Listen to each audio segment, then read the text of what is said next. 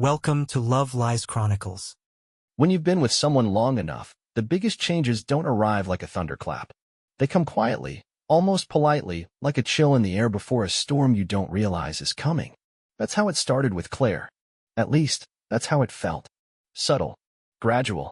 But once I noticed, I couldn't unsee it. We'd been married for 9 years, together for 12. We had no children, not by choice exactly, but by consequence. Claire had her reasons for postponing it again and again. Not this year, she'd say. Let me just finish this project, or the timing isn't right. And I never pressed too hard. I wanted her to feel ready, not cornered. I used to think that was kindness. Lately, I've wondered if it was just compliance. At first, I blamed myself. That's the natural instinct, right? I assumed I was doing something wrong, working too much, not paying enough attention, maybe not being romantic enough. I started cooking more, scheduling little date nights, leaving notes on the bathroom mirror like we used to in the early years. And for a while, it almost worked. She smiled at my notes, kissed my cheek when she came home, complimented my cooking. But then it would snap back like a rubber band. Worse than before, even. Like I'd violated some unwritten rule. It wasn't the absence of intimacy that got to me. It was how transactional it became. If I planned a weekend getaway, she'd be all over me for 2 days, laughing, touching, initiating things like she used to. Then on Monday, cold again. If I did something she didn't like, disagreed with her in an argument, said the wrong thing in front of her friends, it was like flipping a switch. The warmth disappeared, and suddenly I was being punished. But she wouldn't say it. No conversation, no explanation. Just this invisible wall. I brought it up once. Carefully, gently. I didn't want to accuse, just to understand. She sat on the edge of the bed, crossing her legs with that tight, distant expression she wore when I said something she didn't want to hear. "You're keeping score," she said, brushing her hair back without looking at me. "Is that what this is? Some sort of trade system?" I blinked.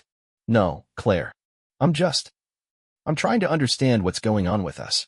"There's nothing going on," she said, pulling back the comforter like the conversation was over. "Maybe you're just overthinking everything again." That's how it always ended. Me confused, her unbothered. She had this way of turning it around like I was the one being unreasonable. Like the only problem was my need to make everything mean something. But it did mean something. It meant that the woman I married, the woman who used to fall asleep in my arms, who'd kiss me mid-sentence just because she felt like it, was now doling out affection like it was a game. And I never knew which version of her I was going to get. When she wanted something, an expensive dress, a new phone, even just to win an argument, that's when the switch flipped again. Suddenly, I was her baby again. Suddenly she'd curl up in my lap, kiss my neck, whisper things I hadn't heard in months. Then, as soon as she had what she wanted, she'd snap back to ice. It was like being loved on a timer, one I couldn't control and didn't understand. Eventually, I stopped reaching out as much. The rejection stung less if I didn't put myself in the position to be rejected at all. But of course, that made me distant.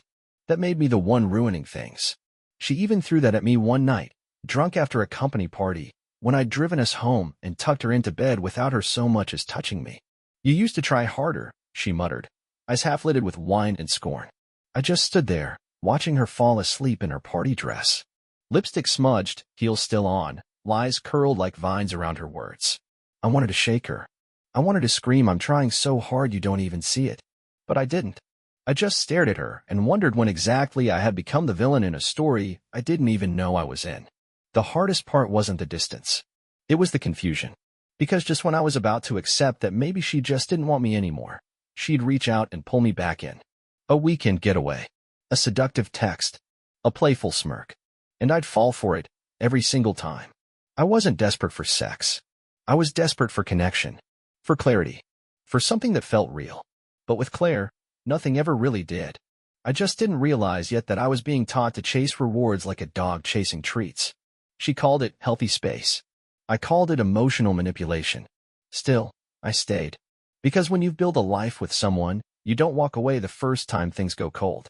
You think about the history, the memories, the promises. You think maybe, just maybe, it's a phase. But deep down, something had already shifted.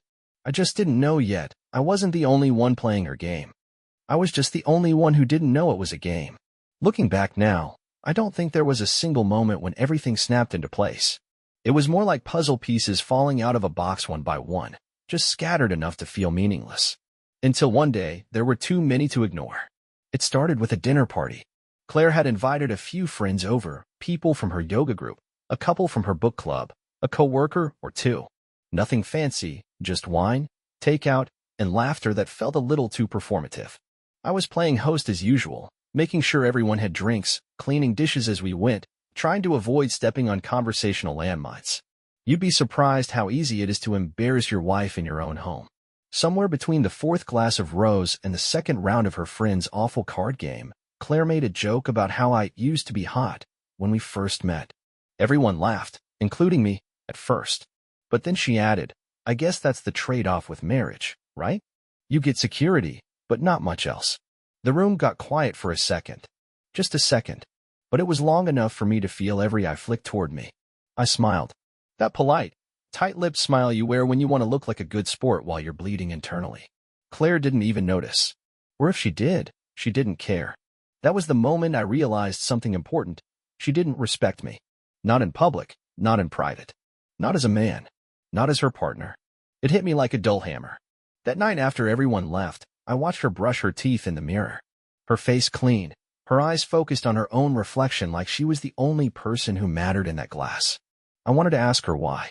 Why she had to belittle me just to get a laugh. But I didn't. Because I already knew the answer. Control. It wasn't just about intimacy. It was everything, us. She used affection like a switch. Praise like a leash. Silence like a scalpel. If I disagreed with her, stonewall. If I said yes to something she wanted, she'd throw me a breadcrumb of affection. If I surprised her with something romantic, she'd pretend to be touched, then later criticize the effort. You know I hate lilies, she'd say, while putting the vase on the counter. Never mind that she used to love them. I once gave her a necklace I'd saved up for. Nothing extravagant, but meaningful. I saw it once 6 months later, in the drawer under her nightstand, still in the box. She hadn't worn it once.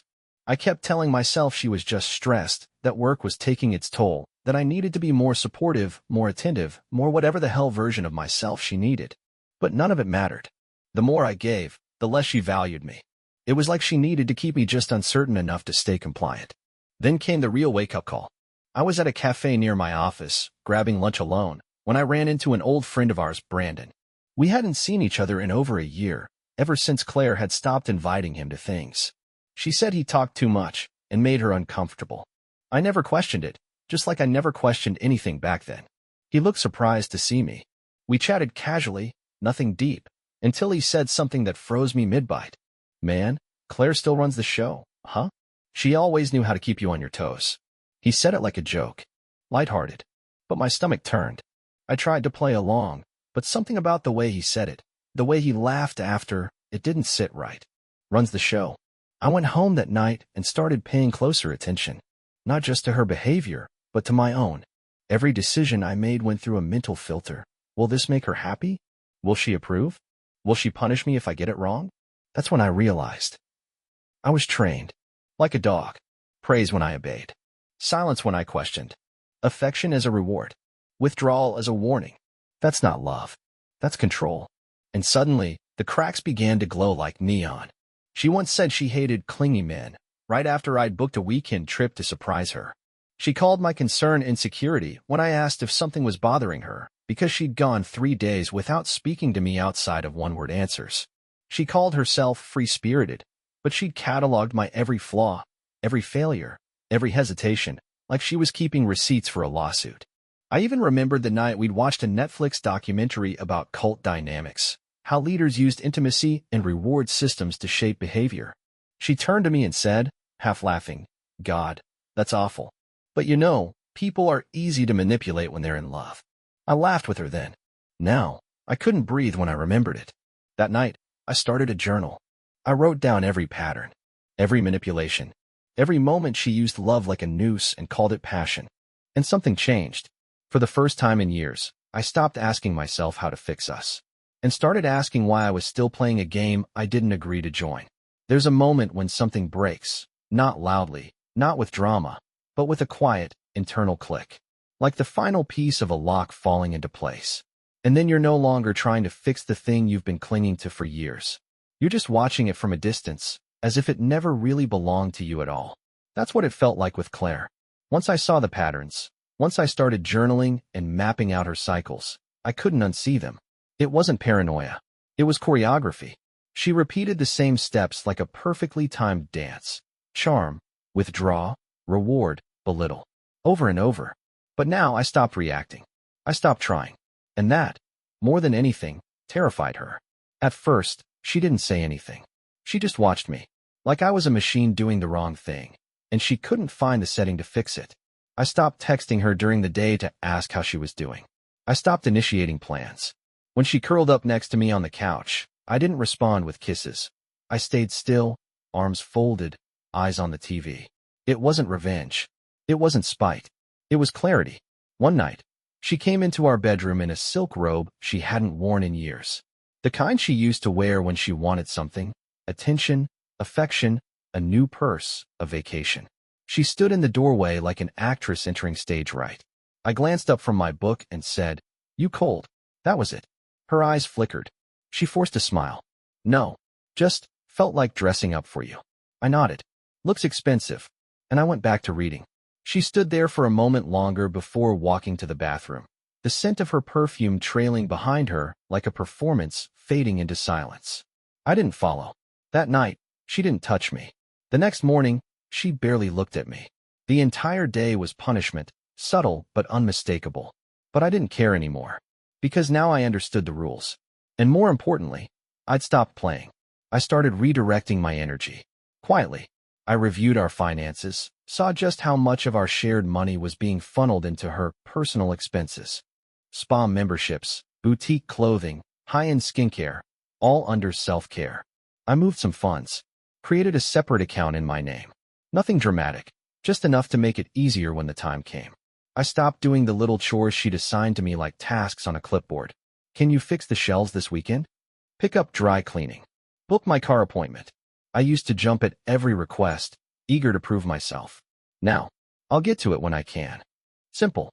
Calm. She started to notice. The tone of her voice changed, less commanding, more cautious. One evening, she even brought me dinner in my office. That hadn't happened in years. But I didn't trust it. Because with Claire, every olive branch came with strings. So when she curled up in bed next to me and whispered, "I've missed you," I didn't reach for her. I didn't ask what had changed. I simply said, "Sleep well," and rolled over. She stopped whispering after that. Around that time, a strange thing happened. Her best friend Elise called me. We hadn't spoken directly in months. Not since that awkward brunch where Claire made a joke about me needing to grow up emotionally, while Elise just sipped her mimosa and winced. "Can I ask you something?" Elise said.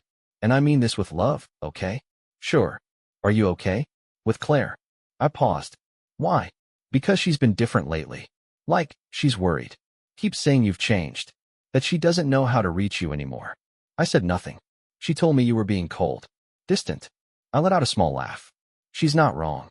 There was silence on the line. Then Elise said something I didn't expect. "You know, I've never said this out loud, but she kind of does this. Builds walls. Pushes people. Then plays the victim when they stop climbing.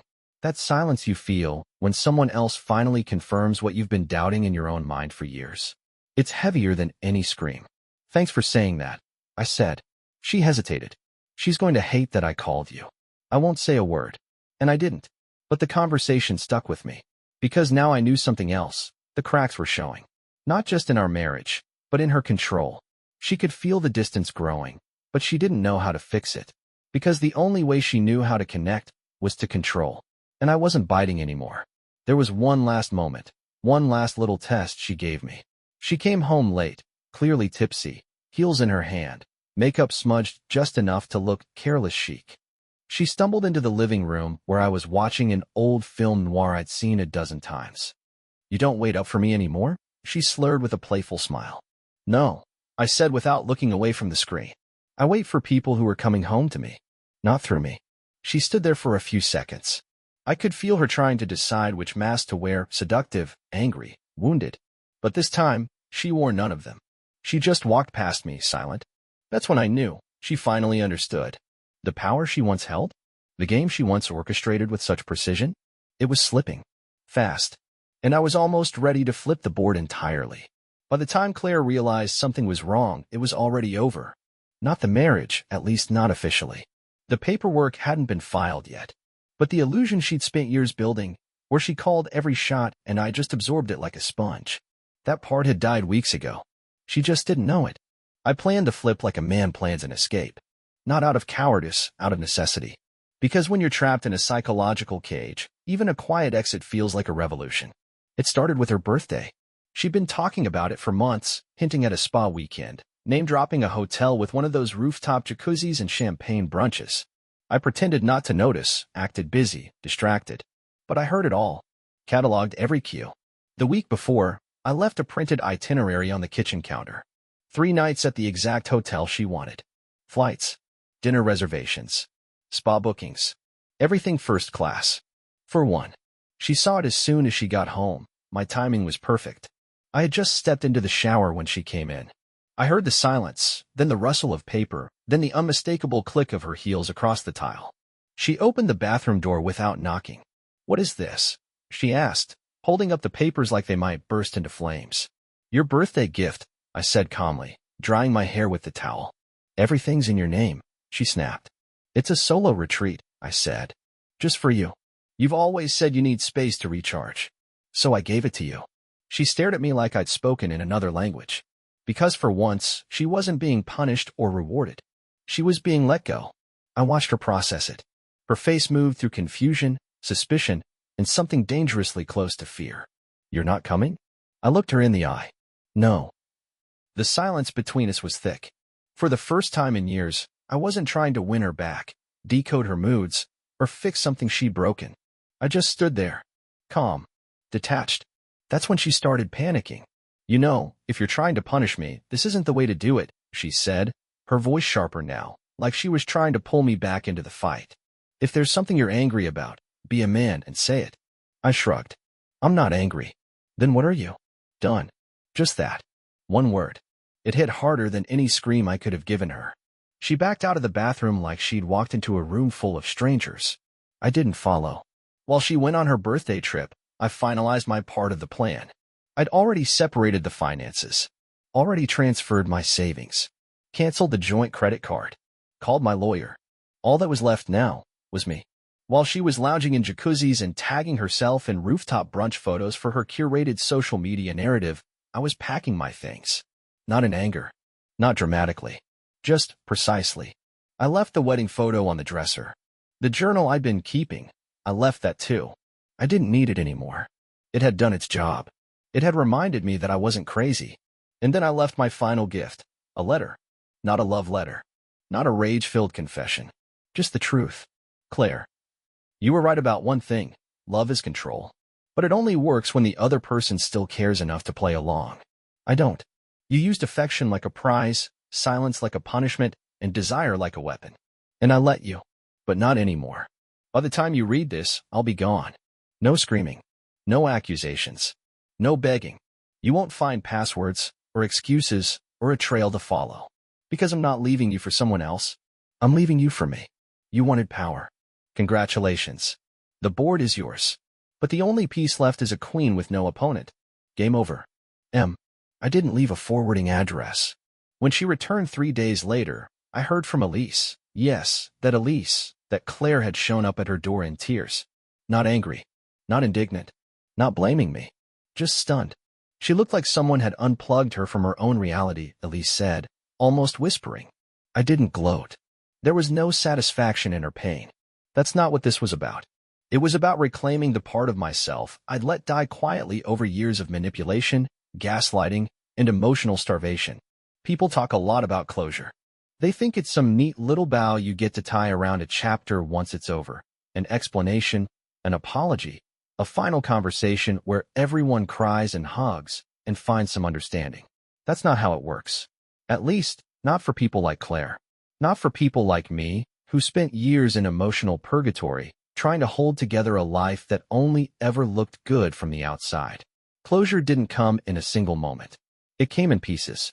It came the morning I woke up alone in my new apartment, sunlight slipping through half-closed blinds, and realized I didn't have to brace myself for her silence or rehearse every word I said over eggs and coffee just to avoid triggering a mood. It came when I ran into an old colleague at a conference, someone who hadn't seen me in years, and she said, "You look lighter." That word stuck with me. Lighter. As if I'd been carrying someone else's weight for years without even knowing it. And it came. Most of all, the day Claire tried to reach out. About a month after I left, I got an email. Just a subject line. "Can we talk?" I didn't open it. Not right away. Not out of fear, out of curiosity. I wanted to see how long I could go without caring. 3 days. That's how long it took before I clicked it open, heart steady, breath even. The message was short. "I don't understand what happened. I thought we were just going through a rough patch. I didn't think you'd actually leave. Can we at least meet for coffee? No pressure. Just to talk. Please." There were no accusations. No blame. Just confusion. That's what got me.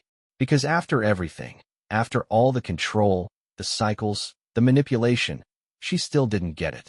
She didn't realize I hadn't left in a storm. I just walked away. Quietly. Decisively. Like a man who realized the house was already burning and simply stopped pretending it could be saved. I didn't reply. Because there was nothing left to say. I saw her once more, months later. Pure accident. I was at the grocery store, halfway between the cereal aisle and the butcher counter, when I turned the corner, and there she was. She looked smaller. Not physically. Just dimmed. Like someone who wasn't used to not being in control. Her makeup was flawless, of course. Hair curled just right. But the eyes? The eyes were searching. She froze when she saw me. I nodded politely, kept walking. But in that flicker of a second, I saw it. The look. The one that said, "I don't know who you are anymore." And she was right. She didn't know the man in front of her. Because the man she knew would have stopped, apologized for her discomfort, tried to make her feel okay. This one, he just kept walking. And the look on her face as I passed, shock, regret, a flicker of fear, that was the real closure. I didn't need her to beg. I didn't need her to understand. All I needed was to know she finally realized. I was never hers to control. Not anymore. Dear listeners, please share your thoughts in the comments, and do not forget to like, share, and subscribe to the channel.